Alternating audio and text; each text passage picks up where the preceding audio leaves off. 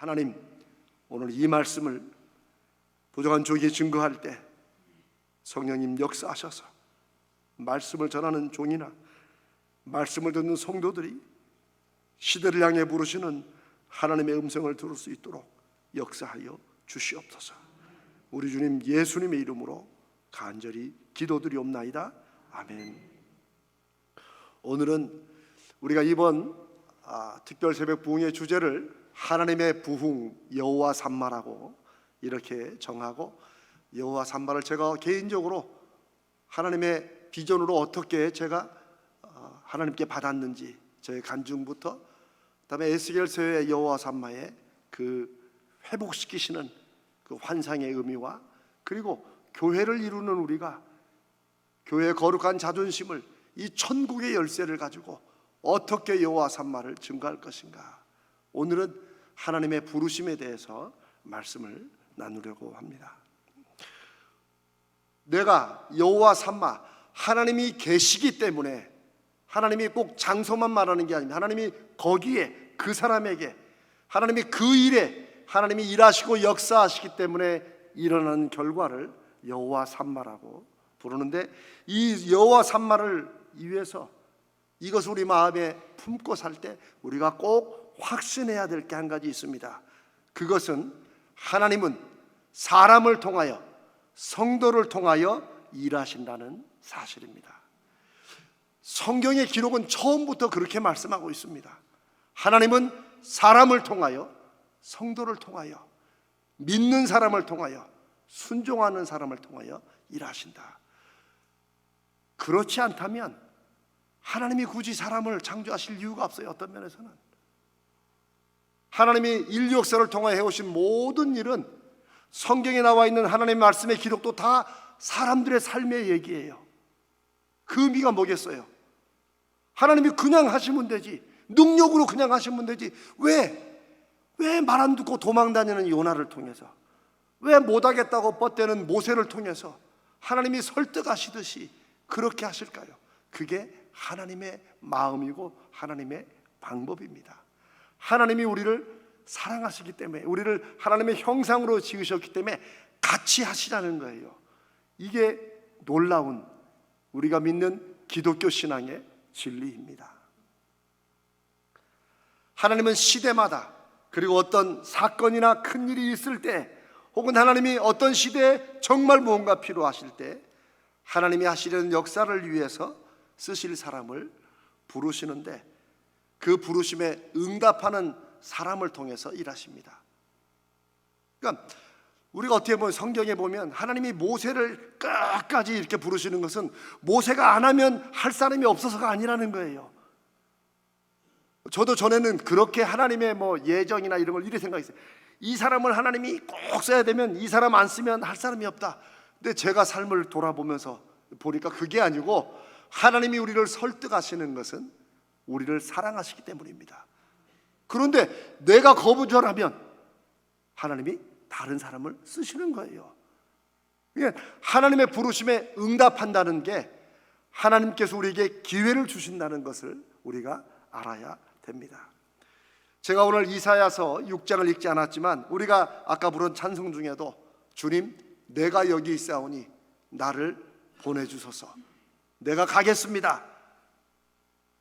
이 이사야 6장 1절은 우시야 왕이 죽던 해에 내가 본즉 성전에서 하면서 이사야가 하나님의 환상을 보는 것으로 시작합니다.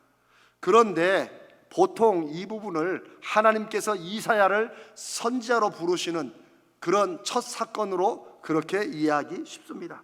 그런데 여러분, 그러면 앞뒤가 안 맞잖아요. 왜냐하면 그러면 이사야 1장부터 5장까지의 내용은 뭐예요? 하나님이 이사야에게 주신 말씀이라고, 묵시라고 말씀하시고 전쟁의 소문과 전쟁의 일들을 하나님께서 쭉 이사야를 통해 말씀하십니다. 5장까지 실컷 다 하나님의 말씀을 다 전했는데, 그 다음에 6장에서 그때서야 하나님께서 누가 나를 위해 갈 거냐, 그러니까 이사야가 내가 가겠습니다.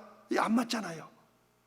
여기에 이사야를 부르시는 부르심에 소위 소명에 특별함이 있습니다. 무슨 말이냐? 하나님께서 이미 선지자로 부르셔서 일하고 있고 사용하고 있는, 메시지를 전하고 있는 이사야를 하나님이 다시 부르시는 거예요. 다시. 그건 이사야를 부르시는 게 아니고 바로 사건이 있었어요. 우시야 왕이 죽었어요. 우시야 왕은 1장부터 5장까지에 보면 하나님께서 이사야를 통해서, 이게 이제 이스라엘의 이제 마지막, 이 바벨론이 망하기 직전으로 가는 때인데, 이사야를 통해서 회개하라고, 그렇지 않으면 이스라엘을 망하게 해서 포로로 잡혀가게 하실 것이라고, 하나님의 심판이 임박했다고 증거하게 하십니다. 1장부터 5장까지예요. 회개했을까요? 안 했을까요? 안 했습니다. 안 돌아왔습니다. 그때가 바로 우시야 왕 때예요. 우시야는 아주 나름대로 믿음도 있고 하나님의 일도 이렇게 하는 그런 왕이었어요. 그리고 그 마지막 이스라엘에, 망해가는 이스라엘에 마치 성냥불에 불을 붙였다가 마지막 꺼지기 전에 한 번 더 확 이렇게 좀 커질 때 있죠. 그럴 때, 불이 꺼질 전에 확 커질 때, 그럴 때처럼 우시야 때는 망해가는 이스라엘이 갑자기 막 강성한 나라로 훅 크는 그런 시대였어요. 우시야는 강력한 왕으로서는 성공했지만, 하나님이 이사야를 통해서 하나님의 메시지로 세상적으로 강력한 게 중요한 게 아니고 하나님 앞에 바로 서야 된다. 우리로 말하면 마음이, 정신이, 영이 건강해야 가지고 누리고 있는 것을 제대로 쓰지, 그렇지 않으면 이거 가진 것 때문에 망한다라고 말씀하시는 거죠.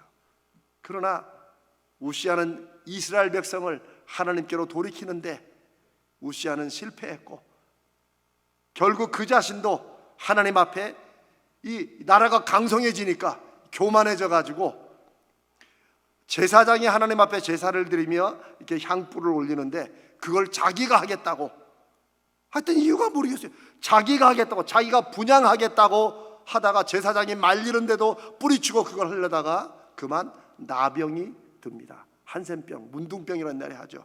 그런데 이 나병은 병 자체가 상징적입니다. 성경에서는 하나님께서 즉결 심판하신다는 의미예요. 그래가지고 하나님의 분양을 드리다 그냥 우시야의 이마에 나병이 시작됩니다. 그러니까 자신도 어쩔 수 없는 거예요. 그래가 그만 거기에서 아직도 나라를 다스릴 수 있는 그런 때에 왕궁의 뒷전으로 밀려납니다. 참 특이한 사건이죠. 그래서 그 아들 요담이 대신, 아버지 대신 다스립니다. 그리고 우시야는 궁궐에, 저 하나님의 전 가까이 올 수 없는 궁궐 한쪽 구석에서 지내다가 끝내 나병 환자로 죽습니다. 하나님 앞에 고침받지 못해요. 그 우시야 왕이 죽은 그 해입니다. 그때는 이미 전쟁의 조짐이 보이고, 그리고 그래도 군사적으로 강력한 나라를 이끌었던 우시야가 죽고 나라의 운명이 우리가 잘 쓰는 말처럼 백척간두에 있는, 대체 어린 요담이 이 흔들리는 나라를 어떻게 할 것인가에 대한 염려와 우려가 있던 때였습니다. 그때에 우시야 왕이 죽던 그 해에 이사야가 하나님의 말씀을 전하고 이러다가 망한다가 했는데, 우시야가 죽고 나서 전쟁의 조짐이 일어나는 그때에 하나님께서 보여주시는 성전의 환상을 보게 됩니다. 하나님께서 높은 보좌에 앉으셔서 내가 누구를 보내며 누구를 위하여, 내가 우리를 위하여 누가 갈 것인가 라고 하나님이 한탄하시듯이 부르십니다. 그럴 때 이사야가 하나님, 제가 가겠습니다 라고, 그 나라 한 시대의 역사적인 사건이 막 경랑 속에 휘둘릴 때 하나님은 다시, 이사야가 전하는 메시지는 회복하는, 살리는 메시지가 아니라 죽는다는 메시지였어요. 그 메시지를 전할 사람을 하나님이 찾는데, 이사야가 다시 제가 가겠다고, 자기가 전했던 우시야 왕이 죽고 난 또 다른 시대 속의 부르심에 이 이사야가 하나님 앞에 응답하는 것입니다. 그래서 이 이사야서의 이 부르심이 다른 부르심과 특별한 이유가 있습니다. 저는 이 말씀이, 이사야가 받은 이 소명이 우리가 알고 있는 하나님의 부르심에 대해 새로운 말씀, 의미를 주신다고 그렇게 생각합니다. 하나님은 이미 부르신 성도를, 이미 저와 여러분이 성도로 부름받아서 열심히 살고 있잖아요. 그런데 어떤 특별한 사건이나 하나님의 계획을 위해서 하나님이 말씀하시고 다시 부르신다는 거예요. 하나님은 어느 시대에나 이사야처럼 하나님의 말씀으로 잘 살고 있는 성도들을 다시 부르시는 거예요. 저도 이미 목사로 목회를 하고 있는데 이 시대에 하나님께서 저를 여호와 삼마를 증거하도록 부르셨다고, 제가 우리 가자지울교에 와서 하나님 앞에 새벽 기도를 하고 이 말씀, 이 예수결서를 묵상하는 중에 정말 저에게는 예전에 하나님께 저를 목사였다가 다시 하나님께서 정신 차리는 목사로 세우시는 그 환상에 버금가는 그런 강력한 확신을 저에게 주신 것입니다. 제가 갑자기 와가지고 뭐를 할까 고민하다가 그래 여호와 삼마로 가자 이렇게 했으면 3년 지났으면 벌써 다 잊어버렸죠. 이거 하다가 안 되면 그만둬야죠. 이미 60년 넘게 하나님의 교회로 쓰임받고 있는 가자조일교를 하나님이 다시 여호와 삼마를 위해서 부르신다고. 그러니까 이 목사가 와서 우리 교회에 그렇게 된다기보다는 저는 어제 제가 이 말씀을 또 놓고 준비하면서 그런 마음이 들었어요. 아, 하나님께서 가자조일교회 기도에 응답하셔서 하나님이 계셔서 일어난 일을 증거하시려고 60년 후에 60년 차에 이재명 목사를 이곳으로 부르셨구나. 저는 그런 생각을 하게 됐습니다. 여러분 어떠십니까? 이게 바뀌어야 될 것 같습니다. 하나님이 이 시대와 저와 여러분을, 우리 교회를 부르셨다고 믿습니다. 하나님은 늘 하나님의 말씀과 음성을 듣고 응답하는 사람을 통해서 일하십니다. 그게 하나님의 방법이고 지금까지 그러셨고 지금도 그리고 앞으로도 그러실 것입니다. 하나님이 쓰시는 사람, 우리는 그 사람이 위대한 사람이라고 생각을 하지요. 저도 그랬습니다. 그래요. 제가 계속 뭐 부끄럽게 말씀드리지만 저도 그래도 박사학위를 해야지 목사도 하나님이 크게 쓰신다고 저 그런 생각으로도 했었어요. 뭐 학위가 탐나진 않았지만 우리가 다 그렇게 알아요. 크게 쓰실, 아닙니다 여러분. 하나님은 능력 있는 사람을 쓰시는 것도 아니고 하나님은 순종하는 사람을 쓰십니다. 하나님은 하나님의 부르심을 자기를 향한 하나님의 소명으로 받아들이고 거기에 맞추고 응답하는 사람을 쓰신다는 거예요. 하나님이 그렇게 쓰시기 때문에 나중에 사람들이 그 하나님의 여호와 삼마의 결과, 하나님이 계시기 때문에, 하나님이 그 사람과 그 가정과 그 일에 역사하셨기 때문에 일어난 결과를 보고 아, 위대한 사람이다, 하나님이 저렇게 사람을 위대하게 쓰셨나라고 사람에게 집중하지만, 하나님과 우리 관계에서 우리가 집중해야 될 것은 결과를 통해서 사람을 보는 것이 아니고 하나님께서 그 힘없고 능력 없는 사람을 통해서라도 이런 위대한 결과를 이루신다는 것을 사람들이 보게 하시는 것, 이게 하나님의 뜻입니다. 그래서 하나님은 어느 시대에나 위대한 사람을 찾으시는 게 아니라 하나님의 부르심을, 혹시 하나님 저를 부르십니까? 그러면 제가 저 나이도 이렇고 이렇고 이런 생각을 할 수가 있겠죠. 그러나 그 부르심에 하나님이 쓰신다면 무엇이든지 제가 순종하겠사오니 말씀하십시옵소서. 주여, 내가 여기 있사오니 나를 보내십시오. 제가 가겠습니다. 제가 하겠습니다. 저를 통해서 여호와 삼마를 이루어 주시옵소서. 하나님이 계시기 때문에 일어난 일을 하나님 저에게도 한번 보여주시옵소서. 이런 사람들을 쓰신다는 것입니다. 저는 이번 2023년 이 특별 새벽 부흥회를 통해서 제가 이렇게 여호와 삼마를 여러분께 말씀드리는 것은, 이미 제가 한 2년 전인가 3년 전에 설교를 한번 했었는데 제 마음에 다시 기도하고 하나님의 때가 되면 이 말씀을 다시 전해야겠다 하는 마음으로 이번에 드리는 것은, 여호와 삼마가 누구나 그럴 수 있죠. 우리 교회가 정한 신앙 목표나 우리 교회는 앞으로 이것으로 성장하자, 나가자라는 그런 프로그램이 아니라는 것을 제가 그 마음을 여러분과 다시 한번 나누고 싶었어요.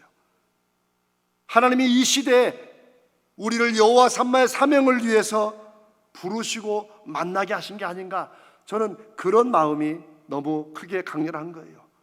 그럼 만약에 제가 여러분과 나누는 여호와 삼마가 이재명 목사의 그냥 목회 계획이라면 저는 그렇게 생각합니다. 하나님께서 굳이 제가 2020년 4월 30일 그날에 그 새벽에 하나님께서 저에게 20년 전에 제가 그냥 목회의 꿈과 계획으로 갖고 있던 그 사건을 다시 깨닫게 하시면서 하나님이 분명한 환상과 증거로 나에게 말씀하실 리가 없다. 아니 목회 계획 그냥 세우면 되잖아요.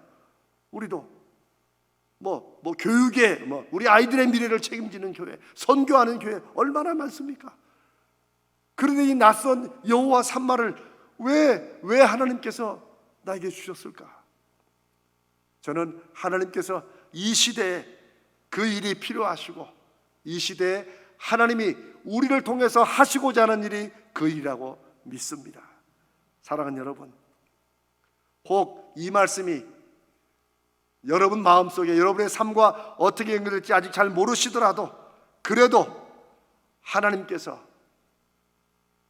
여러분 자신을 하나님이 계시기 때문에 일어나는 일, 하나님이 계시기 때문에 하시는 일, 그 일로 우리 성도를 부르셨다, 나를 부르셨다, 내 자녀와 가정을 부르셨다는 그런 확신이 만약 여러분이 없으시면 하나님 앞에 여러분도 지금부터 좀 기도해 보세요. 하나님, 정말 저 말이 저를 위한, 아니 우리를 부르신 말씀입니까? 저는 지난 3년 동안 하나님께서 여호와 삼마의 비전을 위해서 저를 이곳에 보내셨으면 하나님이 그렇게 하셨다는 표적을 보여달라고, 제가 영적 돌파구를 열어달라고 하는 것이 제가 우리 교회를 막 부흥시켜달라고 하는 그런 기도가 아닙니다. 하나님께서 정말 이 일로 저를 부르셨다면 하나님 증거를 보여주셔야지. 성도들이 지금 신앙생활 잘하고 있는 성도들이 그걸 믿을 건 아닙니까? 저는 하나님의 표적을 구하는 이유가 바로 그것입니다. 그리고 언제부터가 하나님께서 저에게 주신 기도의 마음은, 하나님 이제 그 표적을 제게만 주시지 말고 성도들에게 보여주셔야 됩니다. 이제 저는 설득됐으니까, 저는 알았으니까 이 여호와 삼마가 성도들에게, 앞장서서 함께 나가는 우리 교회의 믿음의 리더들에게 그런 표적을 보여주시옵소서라고 기도합니다. 하나님도 그렇게 하시리라 믿습니다. 우리가 읽은 로마서 5장 오늘 본문은 사도 바울을 통해서 하나님은 한 사람의 힘에 대해서 말씀을 하십니다. 물론 이 한 사람은 아담이고 예수 그리스도고 중심은 예수 그리스도에게 있죠. 그런데 이 한 사람을 쓰시는 이 말씀의 이 의미가 굉장히 엄청납니다.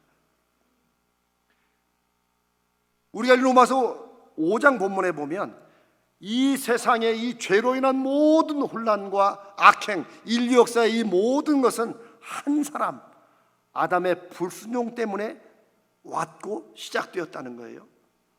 동시에 그 해결 방법이 뭐냐?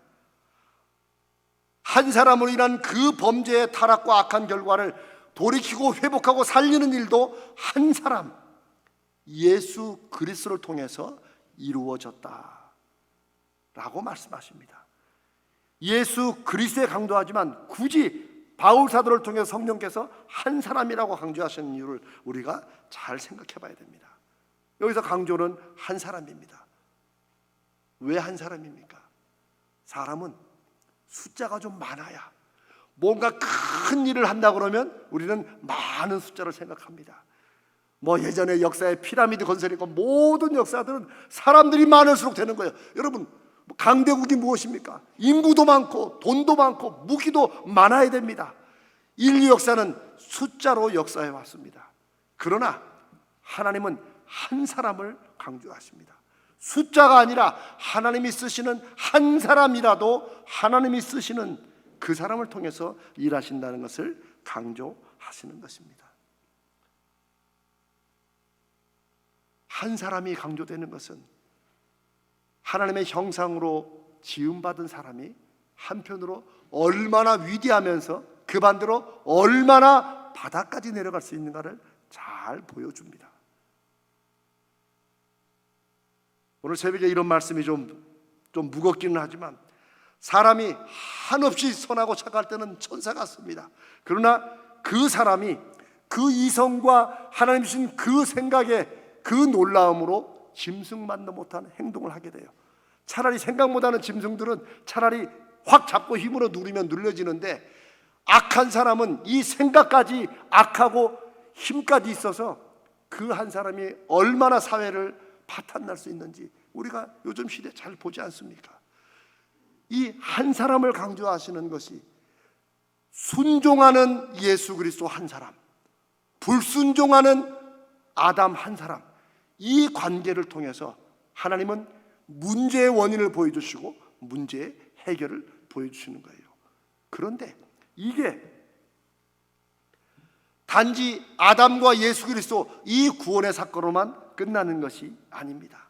제가 앞에 말씀드린 것처럼 하나님은 숫자로 일하시는 분이 아니시기 때문에 그 한 사람을 통해서도 위대한 역사를 이루시는데, 그게 하나님의 부르심이라는 것입니다. 하나님을 거역하는 한 사람이 모든 걸 망칠 수 있지만, 동시에 하나님께 순종하고 하나님이 쓰시는 한 사람이 그것을 회복하고 살 수 있다는 거예요. 이게 영적인 원리고 이게 하나님이 쓰시는 원리라는 거예요. 그래서 성경은 수없이 숫자가 작은 사람들, 이 세상은 다 숫자가 많아야 된다고 생각하는 세상 속에 사는 사람들 중에 적은 무리여 두려워 말라는 말씀을 하나님이 주시는 이유가 뭐겠어요? 하나님이 함께 하시기 때문에 사람들의 방법과 여기에 눌리고 두려워하지 말라는 거죠. 하나님은 사람을 부르실 때, 누군가를 쓰실 때 항상 두려워하지 말라는 메시지를 주셨어요. 왜 그랬을까요? 우리 사람이기 때문에 그래요. 나 혼자는 안 될 것 같은데 왜 하나님이 나를 부르셨을까? 그런 하나님은 두려워 말라, 내가 너와 함께 한다. 내가 너에게 두려워하지 말라고 명령하지 않았느냐? 하나님은 두려워하지 말라고 명령까지 하십니다. 누구를 보라는 거예요? 하나님을 보라는 것이에요. 어차피 믿음으로 사는 것은 이 세상에 살아왔던 경험의 방식으로 살아갈 것인가, 아니면 내가 성경을 통하여 하나님의 그 약속의 말씀을 내가 확신하고 살 것인가, 둘 중에 하나로 나누어집니다. 우리는 하나님의 말씀의 약속을, 나를 부르시고 붙잡고 쓰시는 그 하나님이 나를 통해서 하나님의 위대하심이 무엇인지를 증거해 주기를 바라고 기도하고 순종하며 살아가는 사람들입니다. 사랑하는 여러분, 우리가 신앙생활을 예수님을 본받는다고 많이 합니다. 우리 예수님도 하나님을 보여달라는 빌립의 말에 요한복음 14장 8절 9절에 나를 본 자는 아버지를 보았거늘 어찌하여 아버지를 보이라 하느냐. 즉 눈에 보이지 않는 하나님을 믿고 따르고 그분에 순종하는 것은 눈에 보이게 이 땅에 오신 예수님, 이제 우리가 부인할 수가 없어요. 주님이 분명히 오셨고 말씀하셨고 그 기록이 성경에 기록되어 있고 그 예수를 만났던 사람들의 고백과 간증들이 성경에 기록되어 있어요.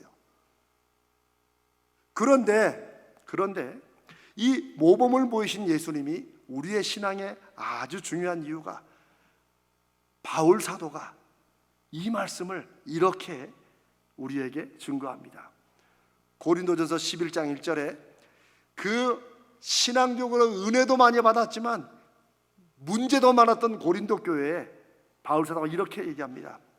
내가 그리스도를 본받는 자가 된 것 같이 너희는 누구를 본받으라? 나가 누구예요? 바울을 본받으라. 여러분 이거 깜짝 놀랄 일 아닙니까?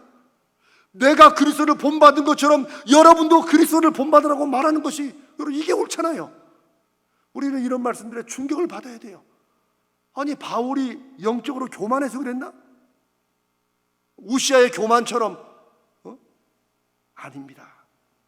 바울 사도는 그 영적인 원리를, 하나님이 쓰시는 원리를 깨달은 거예요. 그러니까 내가 예수 그리스도를 본받기 위해 살아가는 이 모습을 보고 너희는 나를 본받으라는 거예요. 왜? 그게 더 분명하고 눈에 보이는, 안 보이는 그때 흔들리고 이렇게 하지 말고 차라리 눈에 보이는 나를 보고 따라가는 거예요. 이게 하나님께서 한 사람 꼭 숫자의 한 사람 아니지만 눈에 보이는 누군가의 믿음의 증거와 열매를 보고 따라가라는 거예요. 우리가 내일 표적이란 말씀을 나눌 것입니다. 하나님이 왜 표적을 주시는지 우리가 연약하기 때문에 그래요. 우리가 머리로 알고 마음으로 믿어도 우리는 때로 눈에 보여야 됩니다. 그래야 우리 마음이 다시 힘을 얻어요. 사도 바울이 내가 그리스도를 본받는 자 된 것 같이 너희는 나를 본받으라 라고 여러 번 성경에서 얘기를 합니다. 그게 하나님의 방법이고 주님이 쓰시는 뜻인 것을 바울 사도가 확신했기 때문에 오늘 우리에게 그렇게 성령께서 말씀하신다고 믿습니다. 사랑하는 여러분, 오늘 제가 말씀의 제목을 한 사람을 찾는다고 했습니다. 제가 찾는 게 아니에요. 하나님이 한 사람을 찾으신다는 거예요. 저는 오늘 우리에게도 이 시대와 하나님의 여호와 산마를 위해서도 이 한 사람이 필요하다고 믿습니다. 우리가 우리 자녀에게 부모가 되었다는 것은 내가 낳았다는 것만이 아니라 안 믿는 사람들처럼 그냥 부모 되는 것이 아니라 우리는 하나님, 나를 통하여 우리 자녀에게 하나님이 어떤 분이신가, 하나님을 믿는 게 무엇인가를 나를 통하여 우리 아이들이 볼 수 있도록, 이게 그리스도인, 크리스찬 부모, 하나님이 쓰시는 부모라고 믿습니다. 내가 그리스도를 본받는 것처럼 너도 나를 본받으라고 부모가 자녀에게 말할 수 있어야 됩니다. 목사도 성도에게 그렇게 말할 수 있어야 됩니다. 저도 그런 믿음으로 살기 위해서 더 애쓰고 더 겸손하게 하나님이 저를 통해 일하시는 증거를 여러분과 함께 나누겠습니다. 사랑하는 여러분, 이건 교만이 아니라 내가 예수 그리스도를 닮아가는 그 믿음의 증거를, 한 사람을 통해 일하시는 증거를 내가 겸손과 믿음의 순종으로 열매로 보이겠다는 믿음의 각오요 결단인 것입니다. 순장들은 순원들에게 그렇게 말할 수 있어야 됩니다. 제자 훈련 인도자는 훈련생에게 그렇게 말씀할 수 있어야 됩니다. 우리가 아침에 기도한 대로 교회 학교 교사들은 아이들에게 너 이거 외우고 잘 들어라가 아니라 내가 그리스도를 본받는 것처럼 너도 나를 본받으라 라고 그렇게 말할 수 있는 믿음의 담대함과 믿음의 순종을 가져야 될 줄로 믿습니다. 그럴 때 여호와 산마의 가정이 되고 여호와 산마의 교회가 되는 것입니다. 우리가 하는 제자 훈련은 이 한 사람의 진리를 믿는 것입니다. 한 사람에 대한 믿음의 확신이, 그리고 그 한 사람을 통해서 일하시는 하나님의 역사가 나타날 때 우리는 그 사람을 통해 일하시는 하나님을 보고 그 표적을 보고 우리는 따라가는 것입니다. 저는 그 일을 하나님께서 일으켜 주시길 바라며 하나님 앞에 표적을 구하고 하나님께 증거를 보여주시라고 기도하고, 또 여러분도 그렇게 이제 우리가 함께 기도해야 될 줄로 믿습니다. 사랑하는 여러분, 어제 제가 잠깐 믿음의 자존심을 얘기했습니다. 예수가 없이도, 하나님이 없이도 잘 사는 사람들이 이렇게 많은데, 성공적인 사람이 이렇게 많은데, 더 많은데 우리가 믿는 예수는 주는 데 능력이고 힘이시라고 우리가 고백하고 찬송만 할 게 아니라 우리는 그런 면에서 좀 믿음의 자존심이 상하는, 하나님이 살아계신 게 정말이면 하나님, 나를 통해 하나님이 살아계신 증거를, 그 역사를 이 시대에 보여야 되지 않겠습니까? 라는 그런 자존심의 기도와 그런 하나님이 영적 자부심을 살려주시라는 기도가 저와 여러분에게 있어야 될 줄로 믿습니다. 믿는 사람은 그런 자존심을 좀 상해야 된다고 생각합니다. 우리 여러분 잘 알잖아요. 한 사람의 모델과 모범을 통해서 수없이 많은 후진들이 양성되는 거 얼마나 많습니까? 오히려 믿는 사람보다 안 믿는 사람이 더 많아요. 한국 여자 골프 지금도 세계적이지만 우리 잘 알잖아요. 왜 그래요? 그 박세리 때문에 그래요. 여러분, 이거는 제가 하는 말이 아니라 이미 증명된 사실이에요. 박세리 선수가 1998년인가요? 미국 여자 프로 골프 대회에서, 여러분 알잖아요. 그 양말 벗는 거. 미국에서 그 장면 수없이 나왔어요. 그 새카만데 양말을 벗으니까 그 발목 밑에만 하얀 거. 제가 너무 자세하게 얘기하나요? 그런데 그 장면이 전 세계 모든 사람에게 충격적이었어요. 얼마나 골프를 쳤으면 발목 위로는 새카만데 양말을 벗고 물에 들어가서 그걸 치는데, 그래서 이 사람이 한국 최초로 여자가 LPGA에서 우승한 다음에, 그 다음에 뭐 박세리가 무슨 뭐 후학 양성에서 뭘 한 것도 아니에요. 그 광경을 본 누군가 수없이 많은 여자아이들이 그 다음도 골프를 쳐서 자기들 스스로 자기는 박세리 언니 따라서 그렇다고, 그래서 이름이 붙은 게 세리퀴즈 그러잖아요. 뭐 지금도 김연아 선수를 뭐 여왕 하는데 뭐 어쩜 뭐 진짜 여왕이다 하는 거네. 소위 피겨 스케이팅에 아무도 볼모지 같은 그곳에 김연아 선수를 보고 그 선수의 뒤를 따라서 연하퀴즈 우리 최근에 얼마 전에 또 아이스케이팅 뭐 2등인가 했다고 또 박태환 퀴즈. 여러분, 제가 단지 스포츠만 말씀드리는 것이 아닙니다. 이 세상은 성경을 몰라도 마치 본능처럼 그렇게 살아가요.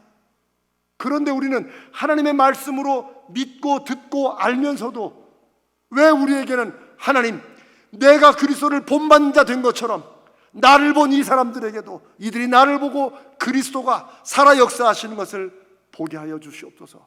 왜 이런 기도가 우리에게 없냐는 거예요. 이게 있어야 된다는 거예요. 그것을 하나님께서 우리에게 사명으로 주시는 것이 여호와 삼마라고 믿습니다. 하나님이 저 사람에게 계시기 때문에 나타나는 결과를 보고 나도 그렇게. 사랑하는 여러분, 우리는 그런 면에서 예수 퀴즈 혹은 베드로 퀴즈, 뭐 바울 퀴즈, 저는 앞으로 여러분의 이름을 딴, 나는 누가 신앙생활한 것처럼 나도 그렇게 믿어야겠다라고 하는 믿음의 후학들이, 믿음의 사람들이 여러분의 믿음의 증거를 보고 따라가는 그런 하나님이 거룩하고 위대하게 쓰시는 하나님의 사람들 되시기를 주님의 이름으로 축복합니다.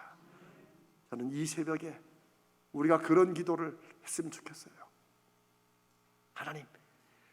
하나님이 무엇을 어떻게 쓰시든 하나님께 그 방법을 맡기고 저를 한번 사용하여 주시옵소서.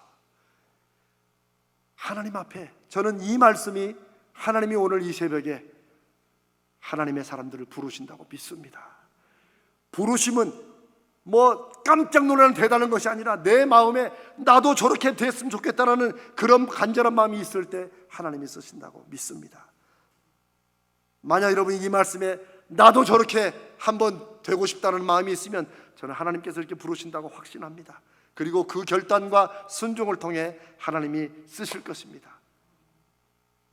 제가 이런 말씀을 드려도 될지 모르지만 아직 만약 그런 마음이 안 드신다면 낙심하지 마시고 조금만 기다려 주세요. 진심으로 드릴 말씀입니다. 왜? 하나님께서 한 사람을 붙드시고 사용하는 그 증거를 저는 우리 교회에 분명히 보여주실 것이라고 믿습니다. 그걸 놓고 기도하는 거예요. 신앙적으로 뭔가 빡 뚫리는 영적 돌파구를 한 사람을 통해서라도 하나님 보여주십시오. 누가 될지 모르지만 하나님 보여주시면, 그러면 우리가 그 사람을 보고 하나님이 일하시는구나, 여호와 삼마가 이루어지는구나 라는 것을 우리가 보게 될 것이니까 낙심하지 마시고 실망하지 마시고 그 한 사람을 보여주시기를 같이 기도하시면서 조금만 기다려 주세요. 제가 진심으로 드리는 말씀입니다.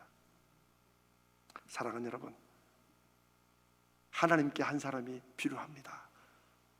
어느 시대에나 이사야 때도 그랬고 지금도 마찬가지입니다. 자기의 상황이나 자기의 계획이나 자기의 스타일이나 자기의 형편이나 이런 것 없이 하나님이 부르시는 부르심에 마음이 움직이는 사람, 내가 지금 하고 있는 이 일을 포기하고 다른 곳으로 가는 것이 아니라 이 일을 내가 계속하지만 이제는 이 일이 나를 위한 것으로 끝나지 않고 이것을 통해서 하나님이 일하시는 것을 증거해 주시옵소서. 이게 하나님의 부르심에 순종하는 길입니다.